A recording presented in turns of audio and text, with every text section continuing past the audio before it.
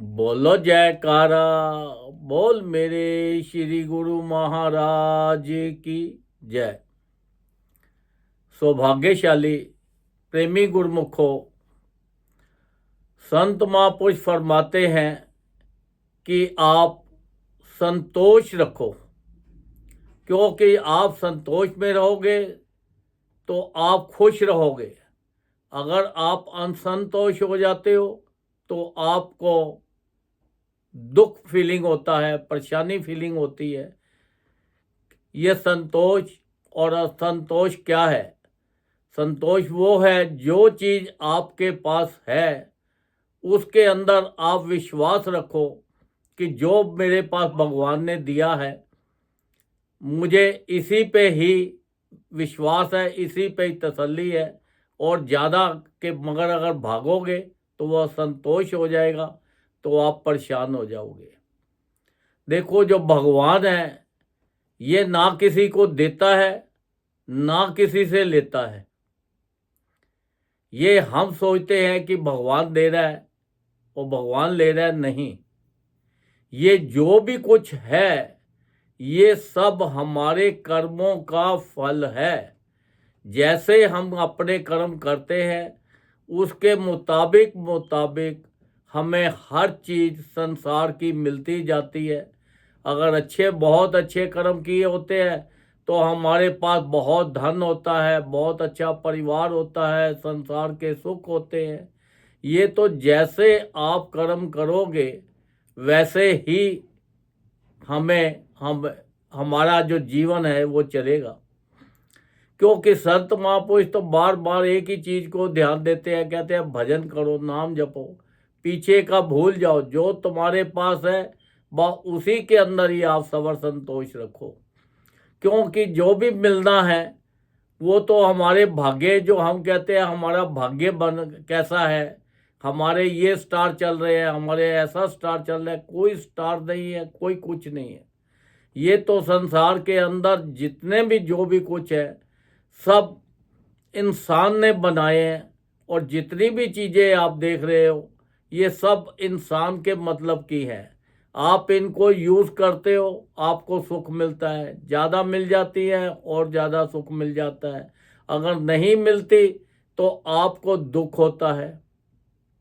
ये सब चीज़ें हमारे ही कर्मों के मुताबिक, हम कहते हैं जो कर्म हैं वो हमने पिछले जन्मों में जो भी कर्म किए हैं वो कर्मों के मुताबिक हमें परिवार वैसा मिल जाता है, वैसा धन मिल जाता है, वैसा शरीर मिल जाता है, वैसे तंदुरुस्ती मिल जाती है। यह हमारे कर्मों का फल ही है। तो इसलिए हमें ज़्यादा से ज़्यादा जो है भजन करना चाहिए और उस परमात्मा पे विश्वास रखना चाहिए। अगर हमारे बुरे कर्म होते भी हैं तो अगर जब हम भजन करते हैं तो भजन से हमारे बुरे कर्म जो है वो दब जाते हैं। जहाँ पर परमात्मा का नाम होता है, भगवान का नाम होता है, वहाँ से गलत चीज़ें भाग जाती हैं, वहाँ से दुख भाग जाते हैं, वहाँ पे सुख आ जाते हैं, खुशियाँ आ जाती हैं।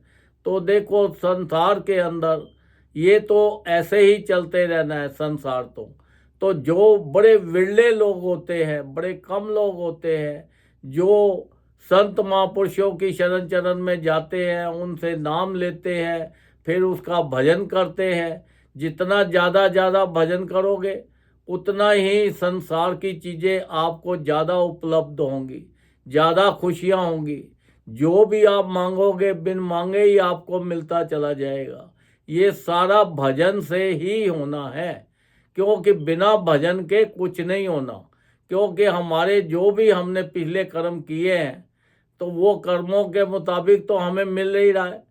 तो अगर हमें और ज़्यादा अच्छा चाहिए, हम चाहते हैं कि भाई हम बहुत बड़े आदमी बने, हमें संसार में बहुत प्रतिष्ठा मिले और हम तंदुरुस्त रहें, अच्छे अच्छे लोगों से मुलाकात हो, अच्छे अच्छे लोगों से हमारी बातचीत हो, खूब संसार में अच्छे लोगों में हमारा नाम हो, तो उसके लिए तो हमें परमात्मा का नाम ही जपना पड़ेगा।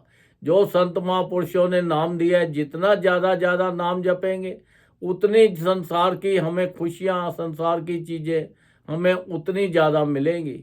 देखो संत महापुरुष तो बार बार जोर देते हैं, उन्होंने तो हमारे लिए 5 नियम बना दिए हैं: श्री आरती, पूजा, सत्संग, सेवा, सिमरन और ध्यान। जो श्रद्धा सहित करे निश्चय हो कल्याण।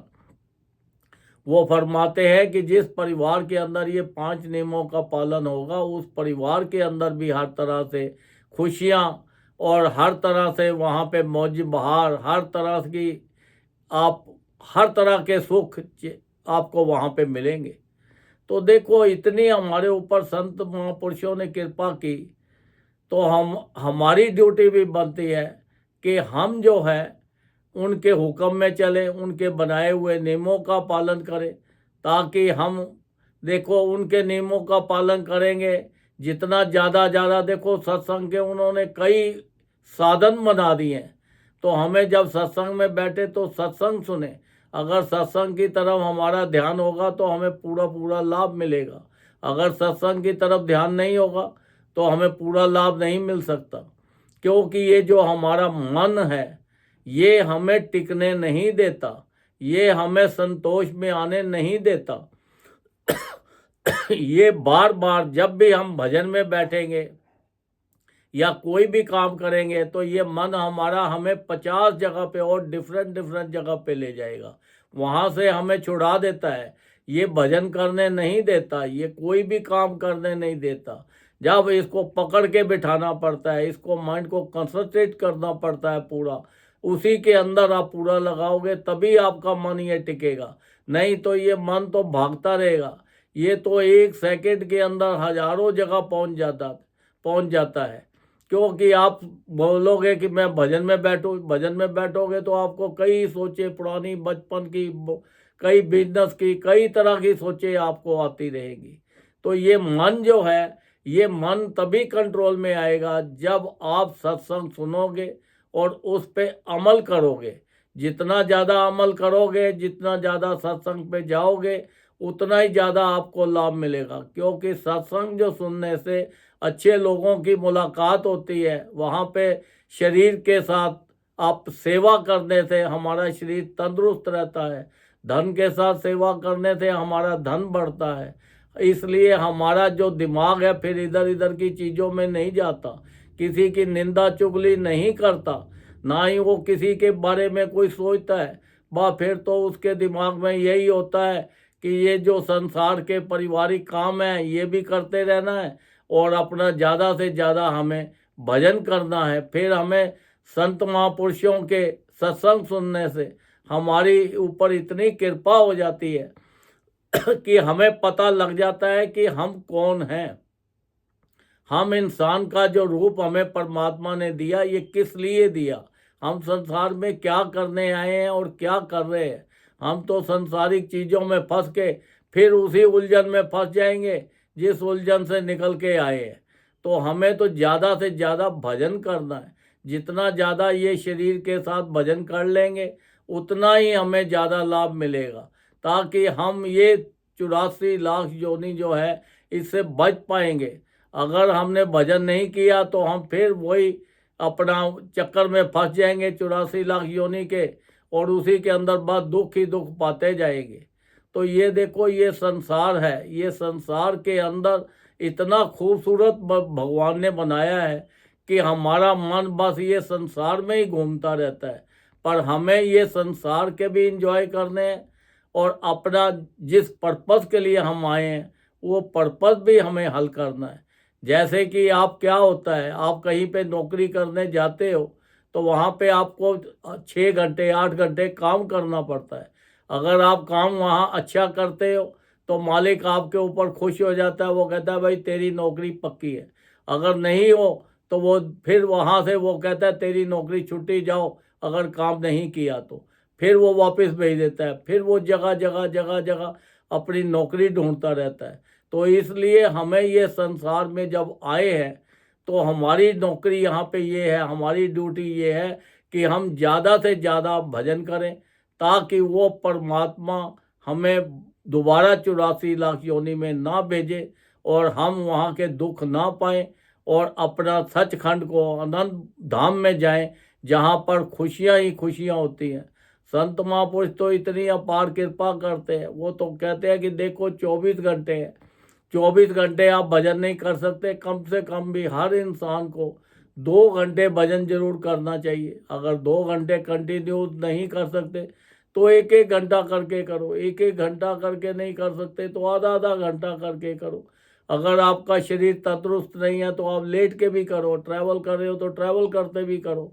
इसका भजन करने का कोई वक्त, कोई टाइम नहीं होता। ये आप किसी वक्त भी उठते बैठते चलते फिरते हर जगह पे भजन आप कर सकते हो। जितना ज़्यादा भजन करेंगे उतना ही हमें लाभ होगा, क्योंकि ये भजन ही हमारे साथ जाना है और हमारे साथ कुछ नहीं जाना।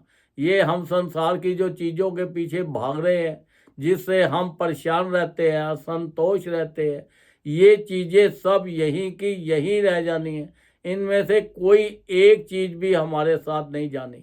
ना परिवार ने जाना है, ना हमारे ये जो धन है इसने जाना है, ना हमारे कोई और चीज़ साथ जानी है। ये शरीर भी हमारे साथ नहीं जाना।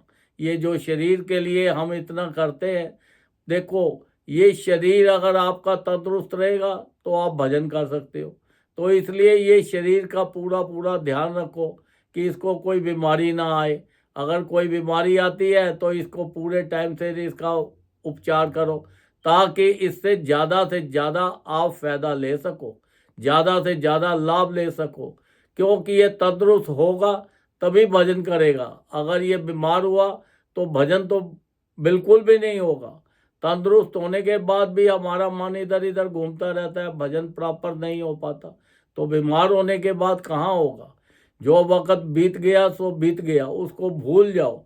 अब जो आने वाला टाइम है, अभी से ही आप ज़्यादा से ज़्यादा भजन करो, जिससे आपका लोक भी सुखी हो जाए और परलोक भी सुखी हो जाए, और अपना संसार के सुख भोगते हुए उस आनंद धाम में अपना जाए, ताकि हमें 84 लाख योनि के दुखों से बच के अपने जीवन का पूरा पूरा लाभ उठाए और संसार के सारे सुख भोगते हुए उस आनंद धाम में जाएं, जहाँ से सब सुख ही सुख है, आना जाना खत्म हो जाता है।